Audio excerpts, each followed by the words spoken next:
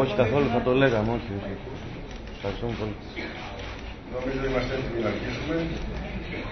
Το Αρχηγείο της Ελληνικής Ολυμπιακής Επιτροπής εδώ στο Λονδίνο θέλει να σας ευχαριστήσει και ολόκληρη αποστολή βεβαίως οι αθλητές μας για την παρουσία σας εδώ σήμερα και τα μέσα μαζικής ενημέρωσης και όλους τους φίλους, καθώς και του πρέσβη μας εδώ στο Λονδίνο. Και φυσικά έχουμε τη χαρά να έχουμε μαζί μας δύο αθλητές που χθες μας πρόσφεραν ανίποτες χαρές. Τον Ηλία Ηλιάδη, που σε αυτή τη θέση βρίσκεται για δεύτερη φορά, όπως το είχε ξεχάσει ότι είχαν περάσει 8 χρόνια την προηγούμενη φορά. Χαιρόμαστε που είναι πάλι στο βάθρο. Και το νέο αστέρι του ελληνικού αθλητισμού, επιτρέψτε να το ονομάσω έτσι, η Βασιλική Βουλιούκα, πέμπτη θέση στη Ξεβασκία. Φτάσαμε πολύ κοντά να κάνουμε το θαύμα με την έννοια ότι η ελληνική Ξεβασκία η τελευταία φορά που πήρε μετάλλιο στους Ολυμπιακούς Αγώνες ήταν το 1896, δηλαδή πριν από 16 χρόνια. Αλλά νομίζω στα 120 χρόνια θα το καταφέρουμε αυτό στο Ρίο. Θα ήθελα λοιπόν να δώσω τον λόγο πάνω απ' όλα στον αρχηγό της ελληνικής αποστολής εδώ, τον κύριο Ισίδωρο Κούμουνου, ο οποίος έζησε από κοντά όλες αυτές τις μέρες προσπάθειες των αθλητών μας και βέβαια και των δύο αθλητών μας, που ευτυχώς ήταν στο ίδιο χώρο, στο Excel, ήδη σε μεγάλες αποστάσεις. Όσοι θυμούνται τον Καραγιώργο θα πρέπει να τον παρομοιάσουν με τον δανειστή στο περπάτημα 2 χιλιόμετρα στο Excel. Κύριε Κούμενε. Ευχαριστώ. Καλησπέρα σας.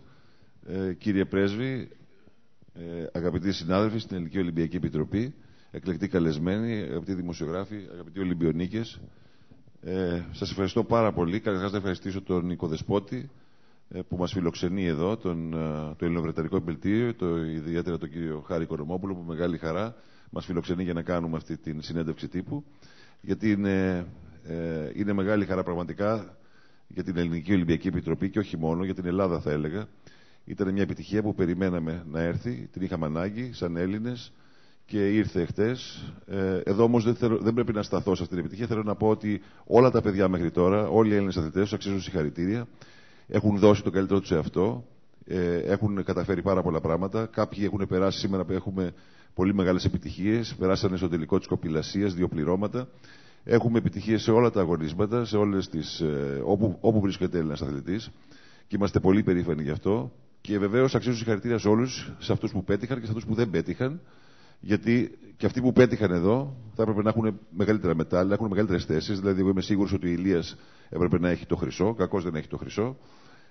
Και η Βάσο, που είναι πρώτη φορά αγωνίζεται σε Ολυμπιακούς Αγώνες, είναι όπως είπε ο Χρήστος, το νέο ταλέντο της ελληνικής Ολυμπιακής ομάδος, νέο πρόσωπο και πραγματικά της άξιζε ένα μετάλλιο χτες. Είχε όμως ένα ατύχημα, θα σας τα πει η ίδια μετά. Και έτσι τη στέρισε αυτή τη δυνατότητα. Αλλά ο δρόμος είναι μπροστά. Έχουμε και άλλους Ολυμπιακούς Αγώνες. Δεν σταματάει εδώ η προσπάθεια. Συνεχίζουμε. Πιστεύω λοιπόν, όπως είπα και χτες, ότι η Βάσο στο Ρίο με το σπαθί της θα πάρει και το λέω το σπαθί και πραγματικά και ενοιολογικά, ότι με το σπαθί της θα πάρει το μετάλλιο, γιατί το άξιζε πραγματικά εχθές.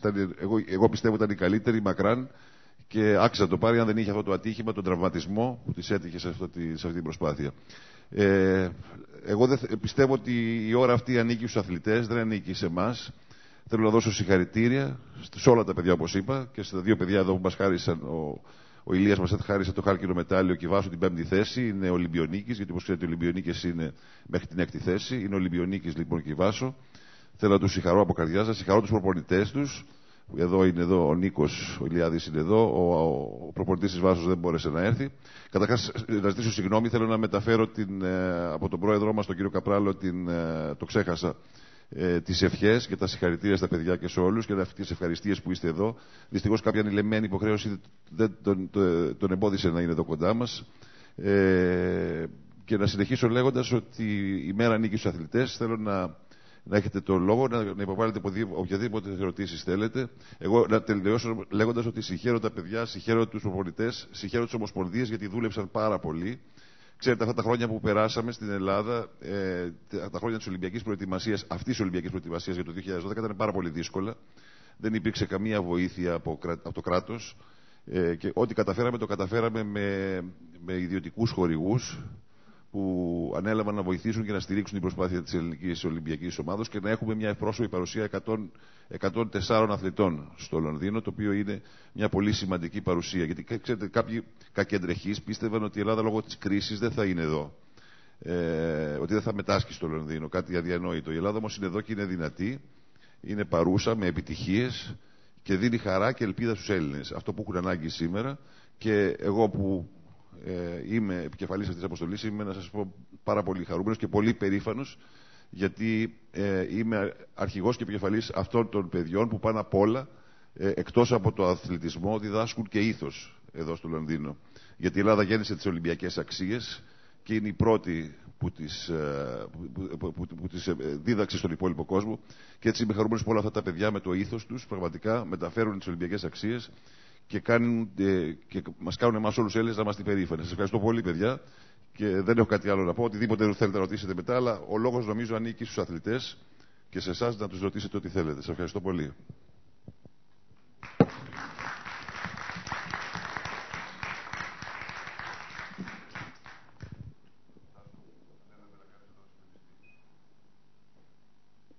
Ο κ. Βαχρήστου είναι ο press officer της Ελληνικής Ολυμπιακής Επιτροπής, γιατί δεν τον παρουσίασε κανείς, θα τον παρουσιάσω εγώ.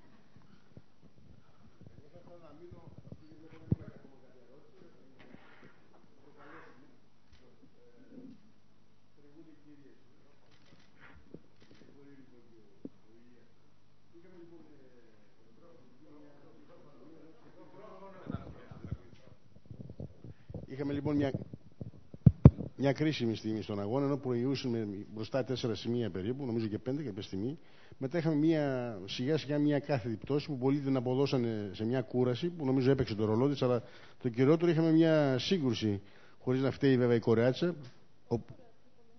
η Πολωνέζα, μπράβο, ναι, η Πολωνέζα, με την οποία τελικά έχεις την ατυχία να χάσεις 2 από τα πανέμορφα δόντια σου. Κυριολεκτικά τα πήρες στα χέρια σου, έτσι, και μετά μάλλον παίζανε στα καλύτερα εσύ. Αλλά παρόλο αυτό εξακολουθεί να είναι η ωραιότερη του Ολυμπιακού χωριού. Αυτό το χαμόγελο. Η αλήθεια είναι ότι στο δεύτερο αγώνα, στα μισά περίπου του παιχνιδιού, συγκρούστηκα με την Πολωνέζα, με τις μάσκες μας και μου έσπασαν 2 μπροστινά μου δόντια. Σοκαρίστηκα, εκείνη τη στιγμή σταμάτησα το παιχνίδι, δεν ήθελα βέβαια να βγάλω τη μάσκα μου. Το είπα στο γιατρό, μου είπε πρέπει να συνεχίσεις. Συνέχισα, κέρδισα τον αγώνα, αλλά στην πορεία, στο διάλειμμα που είχα, δεν μπόρεσα να ξεκουραστώ όπως έπρεπε, γιατί είχα το νου μου στα δόντια, πήγα κατευθείαν σε οδοντίατρο, μου είπαν ότι δεν μπορούσα να κάνω κάτι εκείνη τη στιγμή. Και στο παιχνίδι με την Κορεάτισσα δεν μπορούσα να πάρω σωστές αναπνοές, μιας και είχα συνέχεια κλειστό το στόμα μου.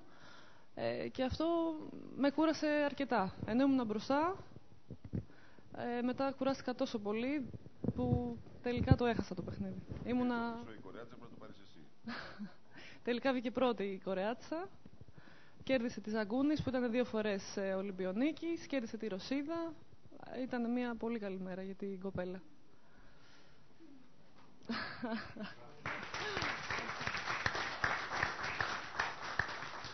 Κύριος Λαμπύρης από τα Νέα.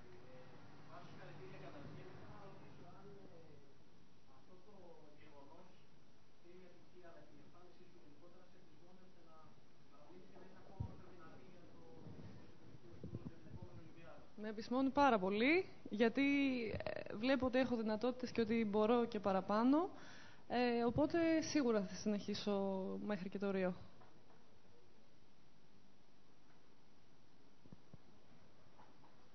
Θα ήθελα να μας πεις λίγο για αυτή την πρώτη εμπειρία. Πήγε στο Ολυμπιακό χωριό, δοκίμασε τα φαγητά, είδες αντιπάλους, είδες τα ατμόσφαιρα. Ήτανε φοβερή εμπειρία. Είχε και καλές, πολύ όμορφες στιγμές και άσχημες. Εγώ θα καλέσω τις καλές, μόνο τις καλές. Κάνει μεγαλύτερη εντύπωση. Μεγαλύτερη εντύπωση μου έκανε ότι ήμασταν από όλο τον κόσμο σε ένα μικρό χωριό.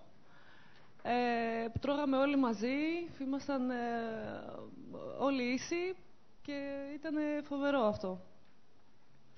Συνάντησα μεγάλους αθλητές από όλο τον κόσμο. Είναι πολύ μεγάλη χαρά που έχω. Πραγματικά είναι πολύ μεγάλη.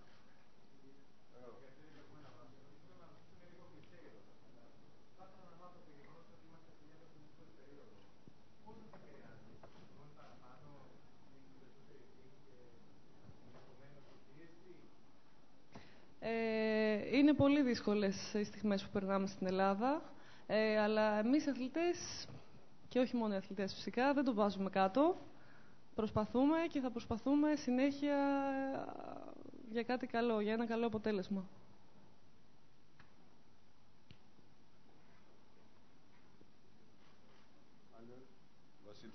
Βασίλης ο Πολύμερος, Ολυμπιονίκης.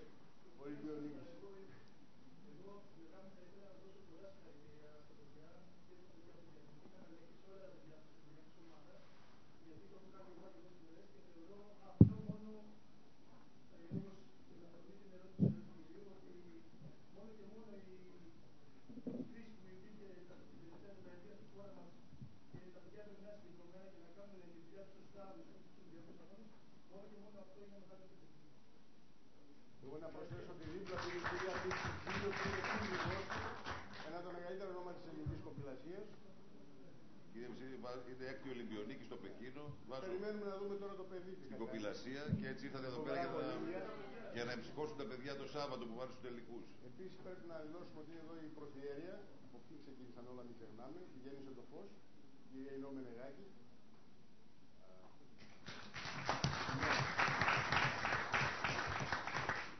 Και βέβαια πρέπει να φτάσουμε στον, δεν βλέπω άλλη ερώτηση, στον,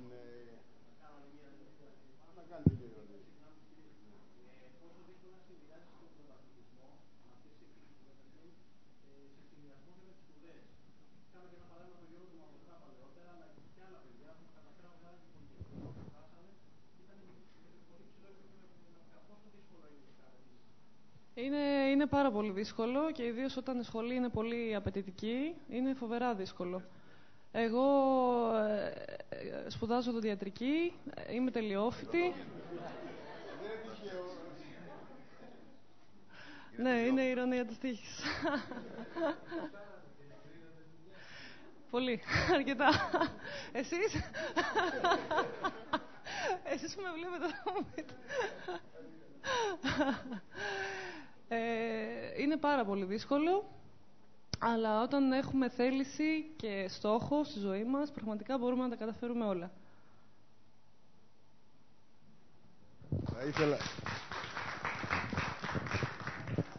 Θα ήθελα λίγο να παραβώ τις αρχές της δημοσιογραφίας και με τον φίλο μου τον Ηλία να ξεκινήσουμε διαφορετικά. Πίσω από κάθε μεγάλο άντρα κρύβεται μια γυναίκα. Και είναι εδώ. Η σύζυγός του λοιπόν μαζί με την κόρη του.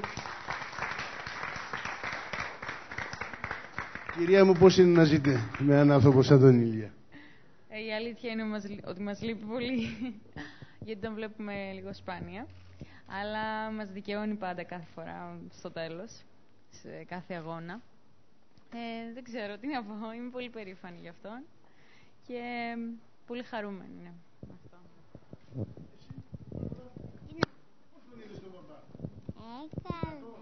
Ναι, απλώς έχω λίγο αγωνία για τον παπά. Τώρα τι να πει ο Ηλίας, τα είπαν όλα άλλοι για αυτόν.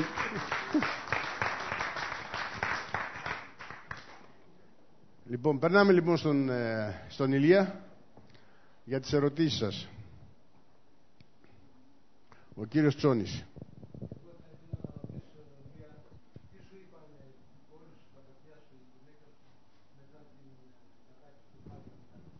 Λοιπόν, πριν χαρκίνο, όταν έχασαμε το Ρώσο, έρχεται μαζί και μου λέει, συνεχίζουμε.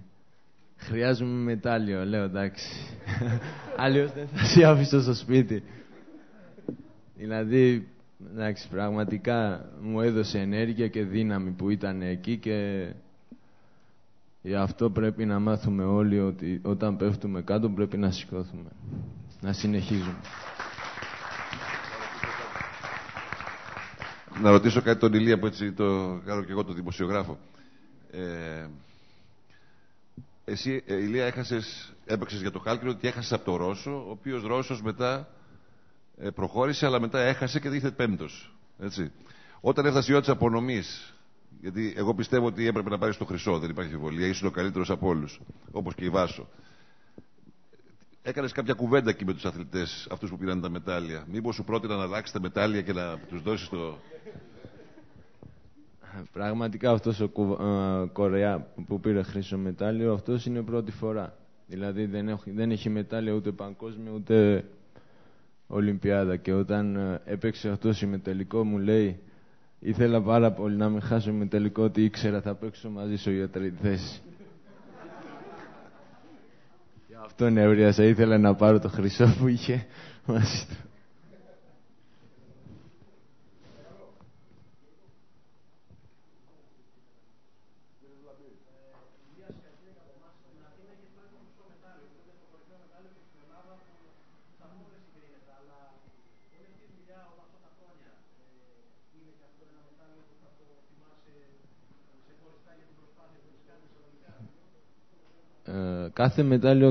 Κάθε μετάλλιο που παίρνω είναι σημαντικό για μένα. Αλλά στην Αθήνα ήμουν πολύ μικρός, 18 χρονών, και δεν ήξερα τι είναι Ολυμπιάδα. Νόμιζα ότι είναι τουρνουά. Αλλά τώρα που έκανα τόσα πολύ προπόνηση, τόσο σκληρή προπόνηση, πραγματικά αυτό το μετάλλιο άξιζε για ώρα.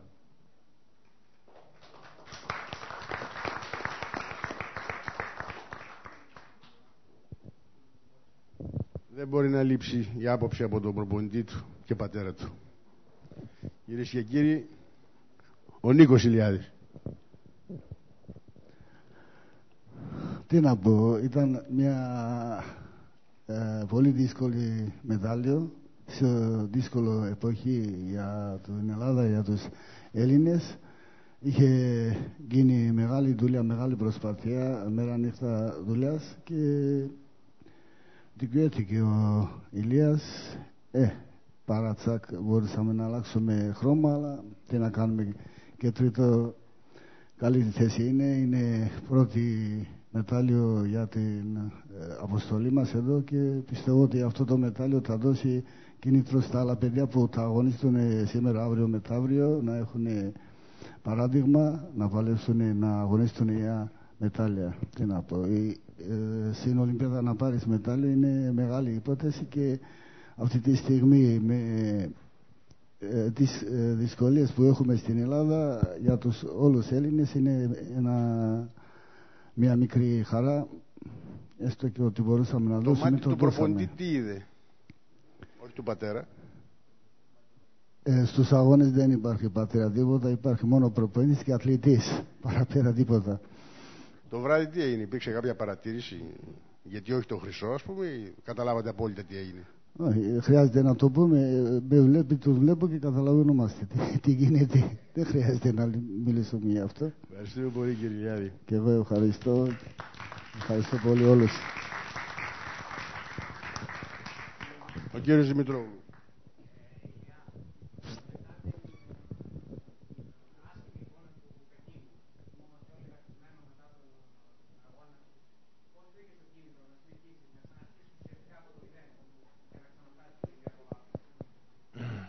Αυτό με βοήθησε πάρα πολύ ο προπονητής μου, και με βοήθησε η οικογένειά μου, που θέλω να πω ευχαριστώ πάρα πολύ. Γιατί πραγματικά ήταν δύσκολη περίοδο εκείνη τη στιγμή, αλλά γι' αυτό είμαστε αθλητές, γι' αυτό είμαστε δυνατοί, ότι όταν πέφτουμε πρέπει να σηκώθουμε. Αυτό είναι στο στόχος μου. Για πάντα είναι στο στόχος μου αυτό, ότι δεν γίνεται όταν θα πέσουμε να κάτσουμε και να περιμένουμε. Κάτι πρέπει να κάνουμε. Δηλαδή το πίστευα ότι άμα θα κάνω προπόνηση και θα προσπαθήσω πιο πολύ, θα το καταφέρω.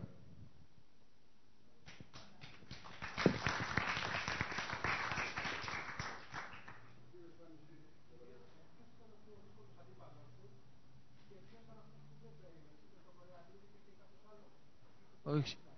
Ολυμπιάδα όλοι είναι ίδιοι για μένα. Δεν μπορώ να πω ότι ήταν ένας. Δεν μπορώ να πω ξεχωριστά είναι Κορεάτης, Ρώσος. Ολυμπιάδα όλοι είναι έτοιμοι και ο καθένας έχει ευκαιρία. Έπαιξα με όλους το ίδιο στόχο, ότι πρέπει να νικήσω.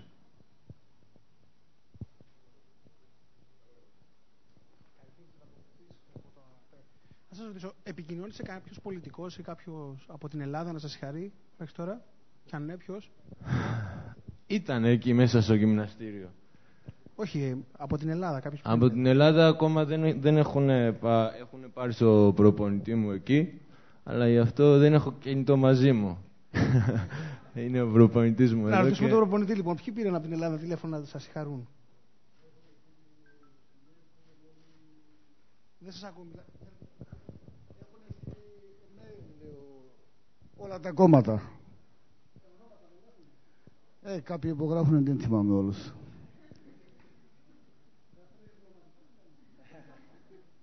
Για διπλωματικούς μιλάτε, διπλωματικά μιλάτε.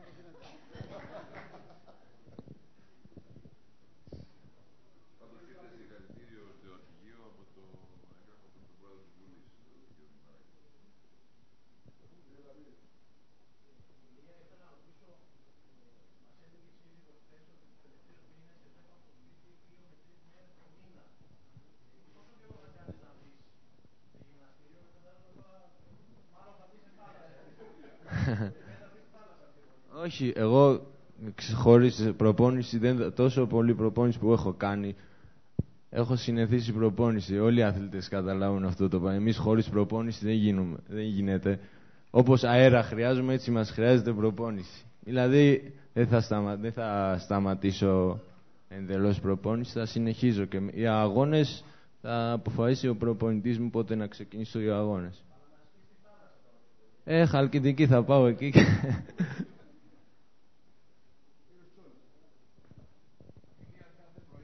Στον Άγιο Κοσμά να γυμνάζεσαι από τις 8-9 και τώρα το Άγιος Κοσμάς πρέπει να παραδοθεί. Πού θα γυμνάζεστε τώρα και εσύ και οι υπόλοιποι αθλητές που πηγαίνετε από το πρωί για να είστε έτοιμοι σε αυτούς τους Ολυμπιακούς αγώνες? Δεν νομίζω ο χώρας μας αφήνει έτσι. Δεν το πιστεύω. Γιατί υπάρχει θα μας δώσουν κάτι κίνητρα. Δεν γίνεται να μας διώξουν έτσι. Πιστεύω ότι θα μας δώσουν κάτι για να κάνουμε προπόνηση. Εμείς είμαστε αθλητές. Εμείς μας ενδιαφέρει να έχουμε γυμναστήριο, να έχουμε κίνητρα, να έχουμε απλά έτσι προπόνηση να κάνουμε. Αυτό θέλουμε εμείς αθλητές. Δεν θέλουμε άλλο τι θα γίνει. Δεν βλέπω το γύρο μου τι γίνεται. Εγώ γιατί άμα έχω στόχος μου ότι έχω αγώνα, μόνο είναι αυτό. Ότι πρέπει να σκέφτομαι για την αγώνα. Δεν ξέρω άμα είναι σωστό, αλλά είναι έτσι.